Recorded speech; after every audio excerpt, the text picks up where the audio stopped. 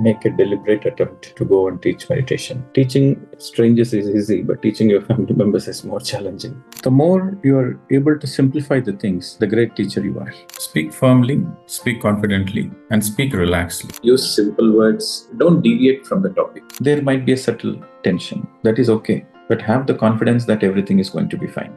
You speak in front of the people. Don't think them as people. See them as pumpkins.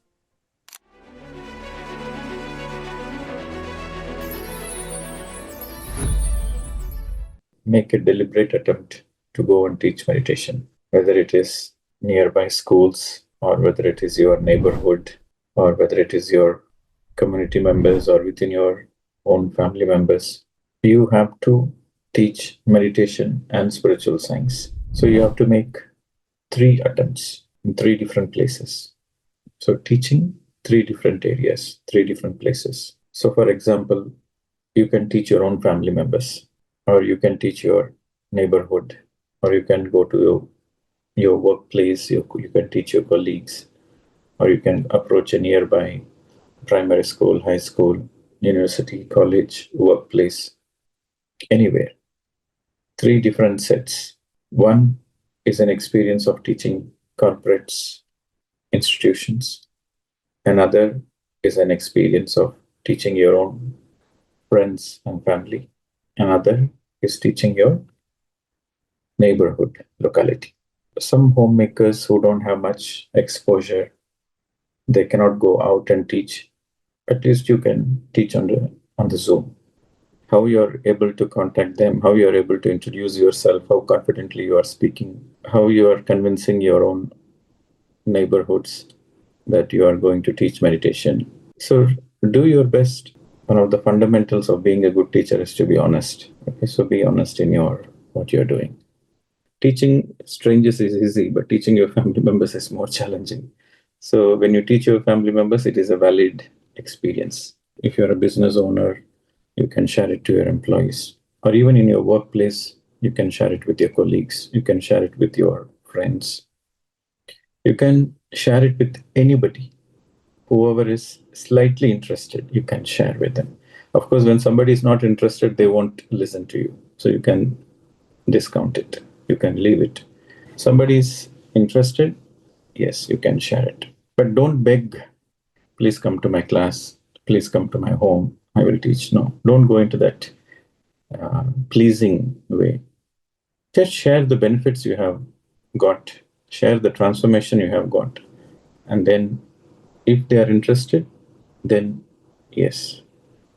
So in general, before you can teach anything, before you can go anything in detail, it will be good if you can give a framework first.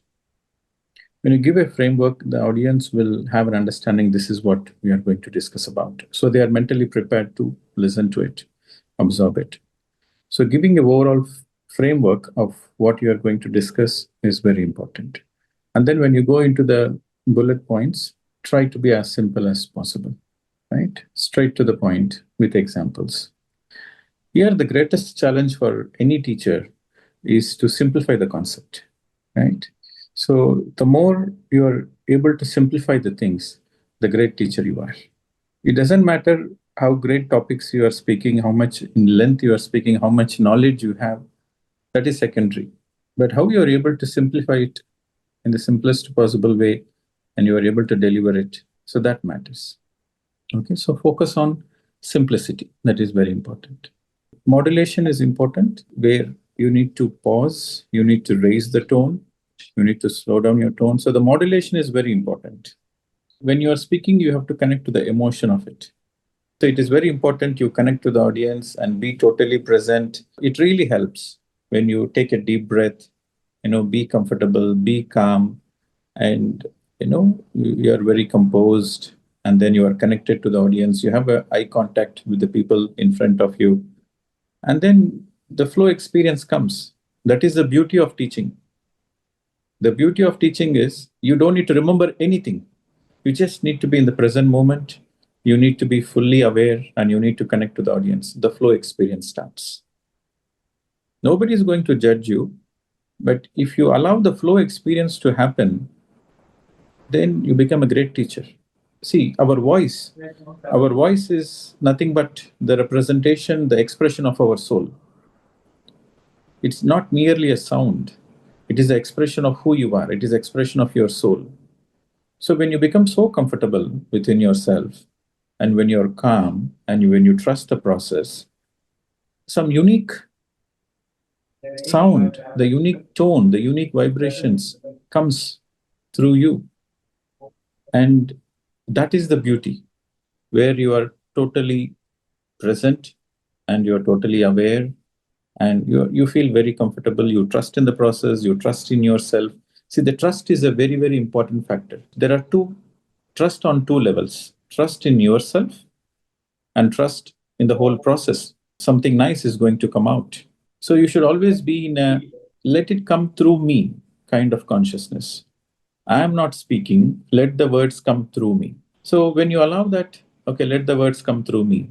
So there is a certain relaxedness. Okay. So instead of taking the stress, I am doing it, I am teaching this topic. No, let the topic come through me. So that is a flow experience. And when it comes through you, then there is a certain beauty, because you're all unique. We all are unique.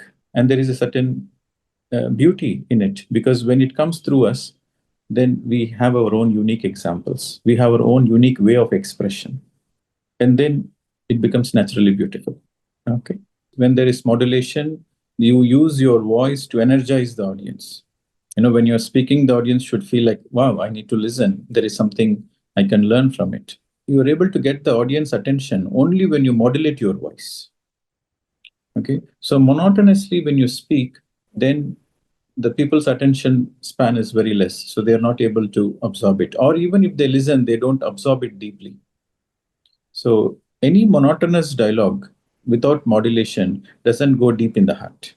Which points to emphasize, which lines to raise your voice. So the modulation is very important.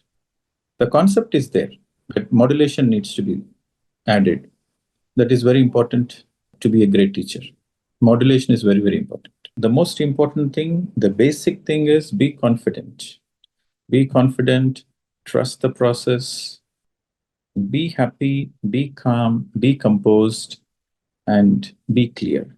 Being a teacher means you are confident in whatever you know. You are confident in yourself, because the students can easily pick up your confidence. If you're not confident, you cannot fake it. You radiate a certain energy when you are confident. And that confidence energy will attract the student, and there will be more attention span. And speak firmly, speak confidently, and speak relaxedly. That is very important. And no need to impress anybody, just be relaxed. The more relaxed you are, the more naturally the best you are, right?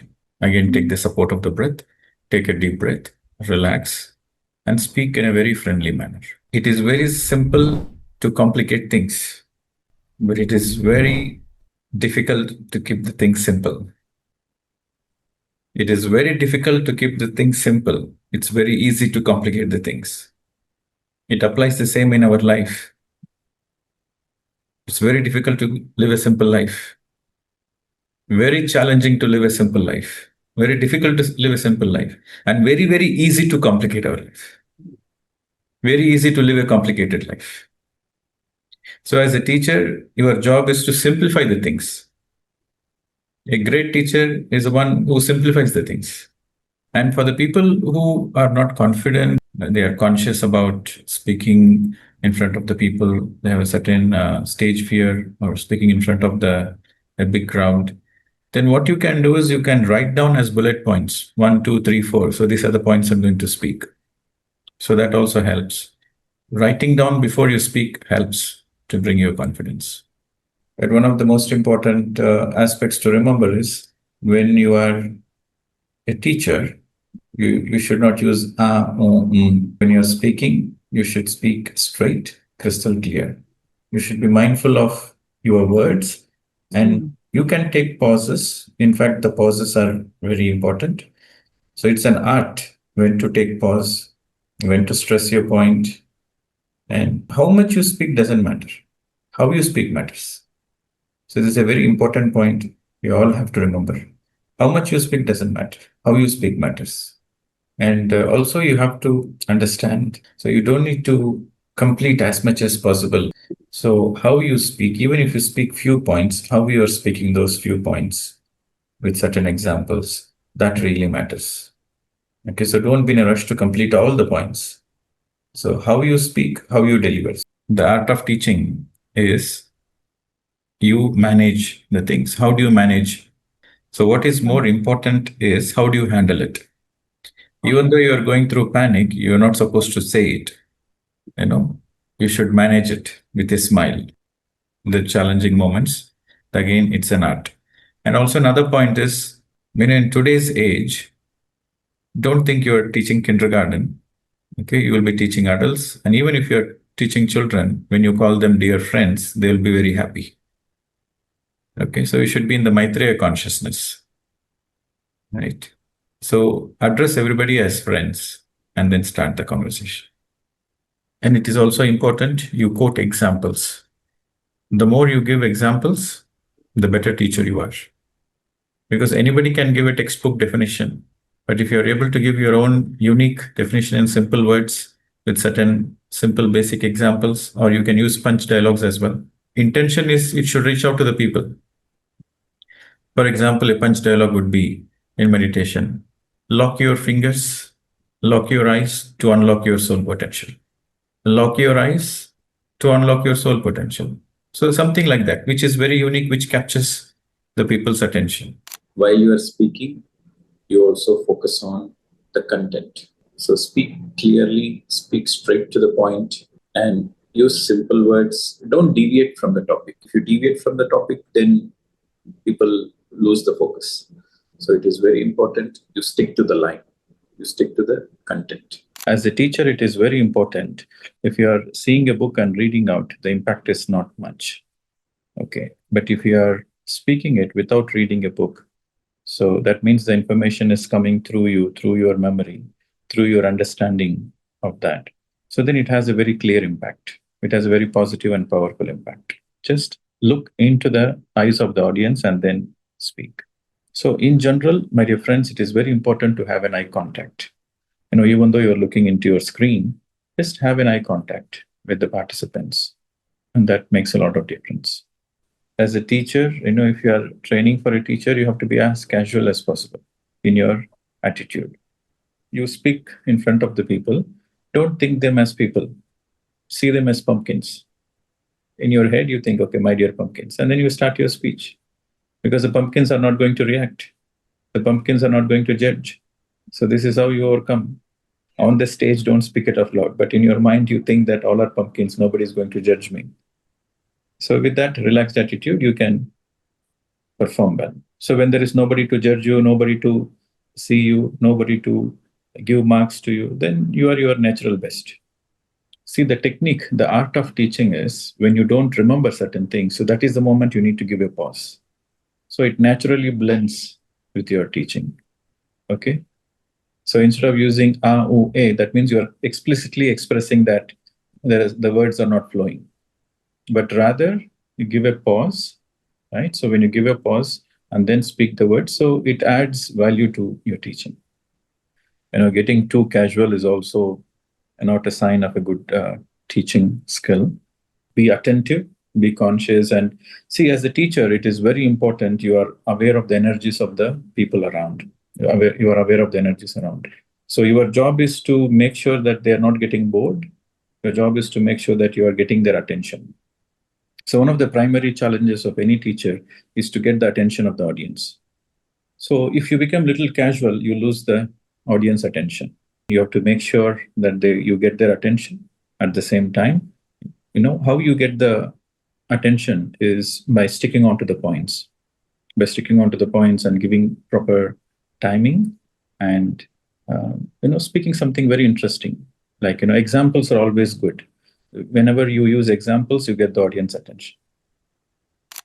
Teaching your family, close friends, teaching your friends, and teaching extended, unknown, your community members, your workplace colleagues, or schools, colleges, any corporations of your choice.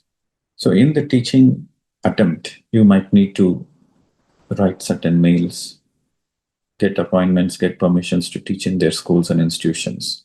See, a subtle tension is a natural phenomenon. A subtle stress is a natural phenomenon. But you don't let the stress to take over you. You handle the stress with ease and grace. When you're going to teach, there might be a subtle tension. That is okay. But have the confidence that everything is going to be fine. As long as you have the confidence that everything is going to be fine and you relax yourself and move forward, then you have successfully passed the art of teaching. Because in the teaching process, if you think you are teaching, there will be stress. But if you think the teaching is happening through you, then there is no stress. So, this is an important factor you have to understand.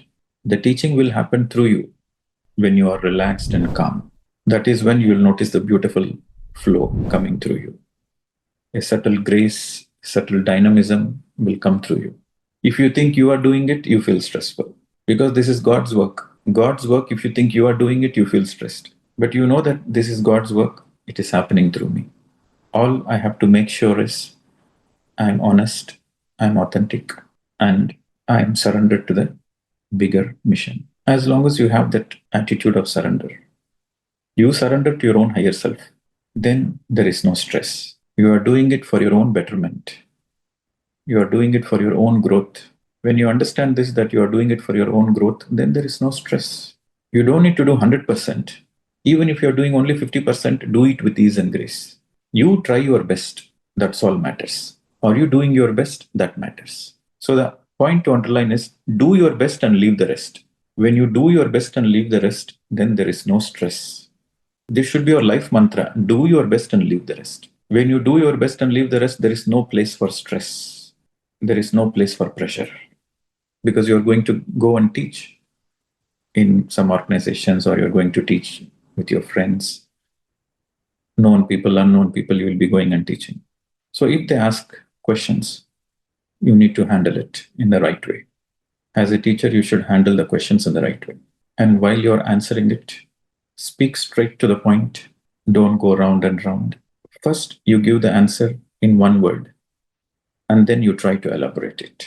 Elaborate it with few examples.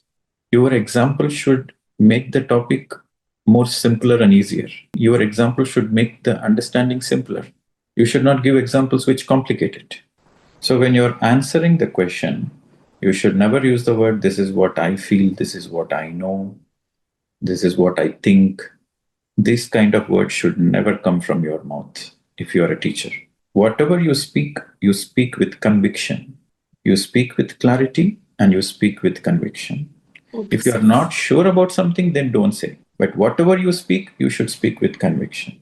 That gives a certain value to what you are teaching. In general, in the teaching, unless you are absolutely sure, backed up with certain research, then you can tell the numbers. Sometimes people might ask the question, how do you know it is 90 seconds? Is there a particular research?